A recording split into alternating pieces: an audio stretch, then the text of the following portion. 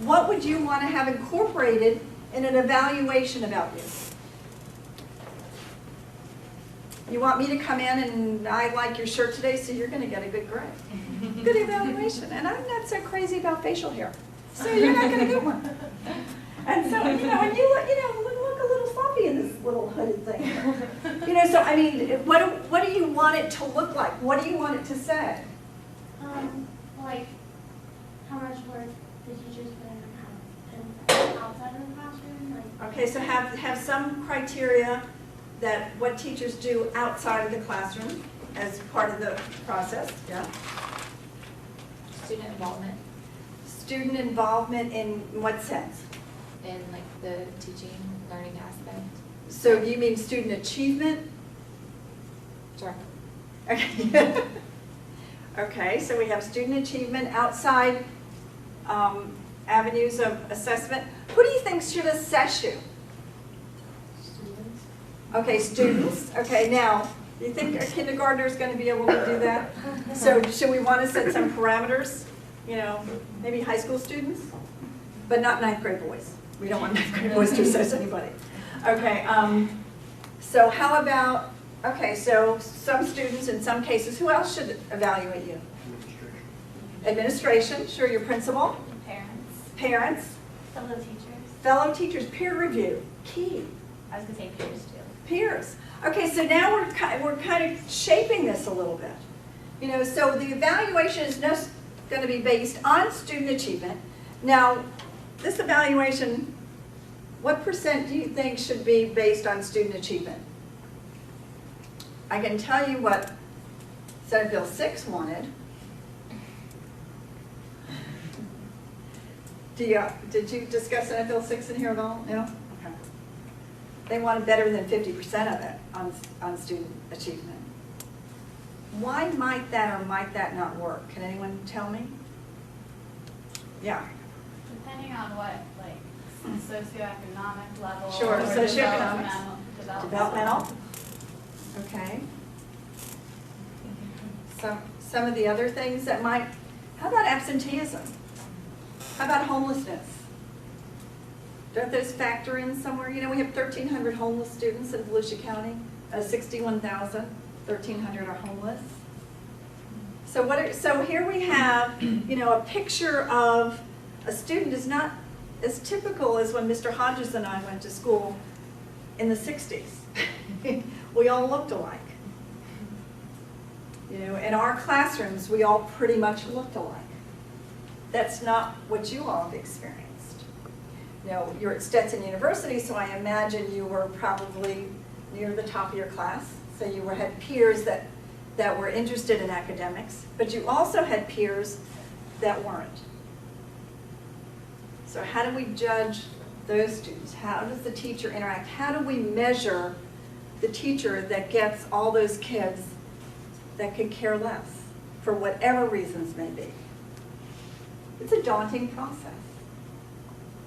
Any more ideas? Come on, you're the Race to the Top committee. Come on, just think of something. How would you like to be evaluated if you were an instructor, an educator? How I motivate kids. How you motivate kids. That's key.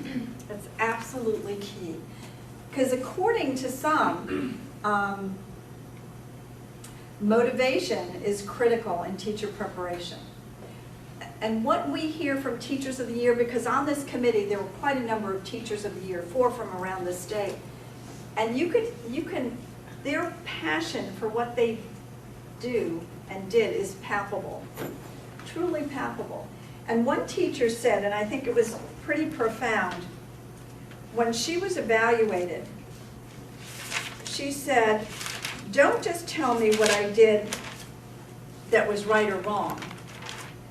Tell me what I could do better, regardless of whether it was right or wrong. And the chancellor of the state of Florida, Chancellor Haythcock, was there, and she said they were looking at the nursing model. Do you know how the nursing model differs from the teacher's model? Does anyone know how the nursing model works because it's kind of 4 years of education, Well, they do 2 years of basically in service. So they have 2 years in the classroom and 2 years actually on the floor of the hospital. So how long do y'all get? 1 semester. And that's another conversation we need to have. And Tom, and I think this is a disconnect between higher ed and what's happening in K-12 education. 1 semester simply, in my humble estimation, is not enough for you to be effective out of the box in a classroom. So what do you think some of the impediments are to keep you kind of under the wing of either a school district or a university longer? Finland does 2 years in student teaching. It's 2 years? Okay, what do you think might be one of the drawbacks? Why do you think that isn't happening if they in fact know that that's a good model? Course load that we have to take is substantial, so therefore we end up having, if you're going to make 2 years of in the classroom, I mean in schools, then it would end up taking 6 or 7 years to finish your degree. Or maybe Or lessen the you have to workload lessen the work, yeah. on the other end. But then in academia, they feel like you're not getting all of the the psych and all the information you need in the classroom. If you're spending more time in the schools, you're not getting that information. So, And that's where the disconnect lies. Also, it takes more money to do that.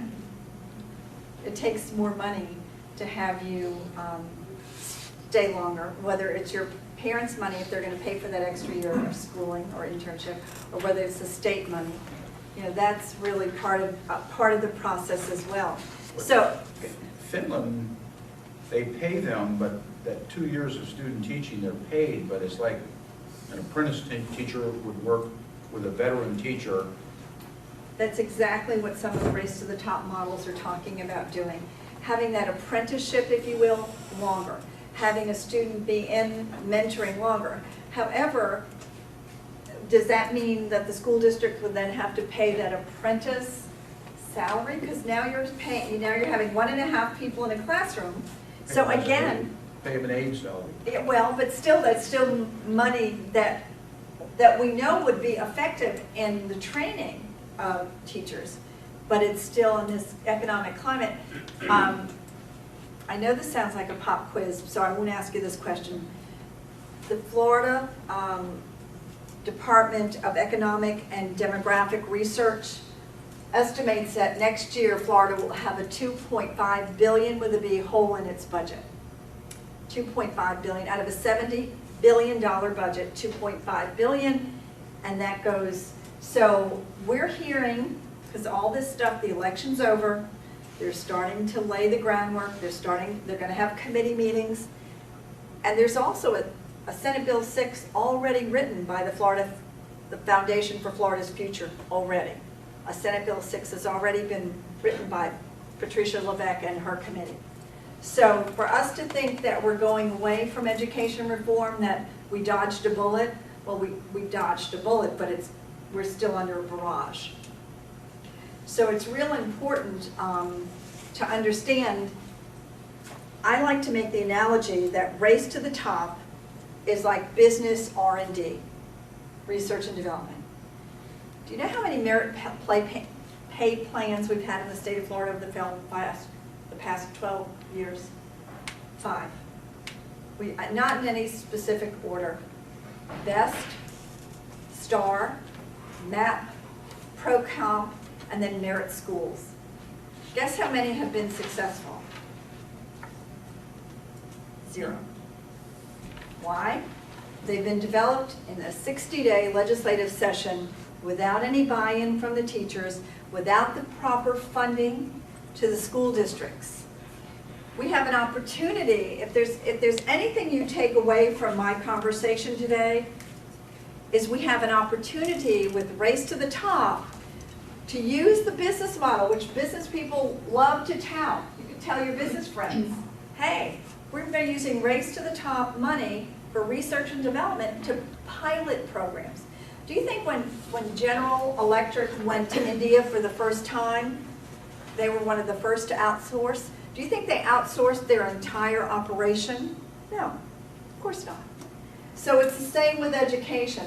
Instead of, and there's, how many merit pay plans are currently sustainable in the United States? None. There was one Denver, there was a plan in Denver that was well received, bought in by the union. However, they can no longer afford it, and it's being phased out. I think that's I forgot what the Denver plan is called. I believe there's one that had multiple achievement points. That was Exactly, another sticker exactly. Price for that. So I want, you know, I'm giving you kind of a broad brush here. Why don't you ask me some questions about what you would like to ask? Come on, guys. There are no wrong questions. This is, yes, Ms. Andrew. I don't know much about Okay. voice, so, I'll repeat your question. Whisper to me. I've been doing observation hours at the high school building, and the teacher that I've been observing, you know, we talk about like the rules. Do you guys in the school board decide the rules, or is it the principal in the school that Okay. decides like Good, uniforms? good and stuff? question. Okay, she asked, she's interning, she's observing over at DeLand High and wants to know who sets the rules in the schools. Some we set, some the principal set, some the district set. For example, up until 2 years ago, out of our 9 high schools, we now have 10. We had 7 of them that were on 4x4 block scheduling. Did any of you have 4x4 block? Did you like it? Yeah. Okay. We've done away with it. All of our schools are now on 7-period day because of the cost. It's more expensive for us to have a 4x4 block because our teacher utilization is not as effective as it is with the 7-period day. So that was a decision the school district made. Another conversation we're having right now is about uniforms. So any of you have any thoughts about uniforms in schools? Come on, this is an easy one, yeah. I actually had uniforms in my high school, and I loved. Okay, yes, okay, yes ma'am. My boss's youngest daughter, or oldest daughter, just started elementary school in Orange County, and she has to do uniforms, and they love it, because they only have to really buy, like, you know, like 5 outfits, and Exactly. that's all. And Yes, Yeah, I had uniforms in my high school, and it saved money and time, and then it cut down on discipline for Okay. dress code. when I bring this up before the school board, may I get you all to come in? I'm not kidding, I am not kidding, because this is coming, yes ma'am. I think uniforms put students on a more equal playing field, and you're not judging people by the clothes they wear, how expensive they are, and it just like eliminates that like. Have and have-nots. I know one of the big arguments against uniforms is sorry, I can't say that word today. But I know my friend went to a private school and they would always have casual Fridays, so they'd have the uniforms and casual Fridays, and like, because they barely ever got to wear their own clothes, they really didn't go dress, there wasn't a lot of dress code violations or anything. They were able to just wear t-shirts and jeans and all that. Sure, yes. When I was in elementary school, my parents spent about $200 on uniforms because the school required them to buy a certain type of uniform. And then 2 weeks after they bought the uniforms, the school board decided that it was no longer required, and so my parents wasted $200 on it. Yeah, so that's something, I will tell you, there are 2 school districts, Osceola County, that's where Disney World is. So they did uniforms about 2 years ago, and what they allowed were jeans to be part of the uniform. But tucked in, you know, I don't know why guys think it's so attractive to see their underwear. I don't get that. And so, and tucked in with a collared shirt. Alachua County, Gator Nation, just went to uniforms. And we're having that discussion. In fact, we had it up on our website and we were taking it before different committees. The 2 things I hear most are cost and individuality. And my thoughts, cost is a significant impediment, and that we would have to do something district-wide for those students that can't afford uniforms.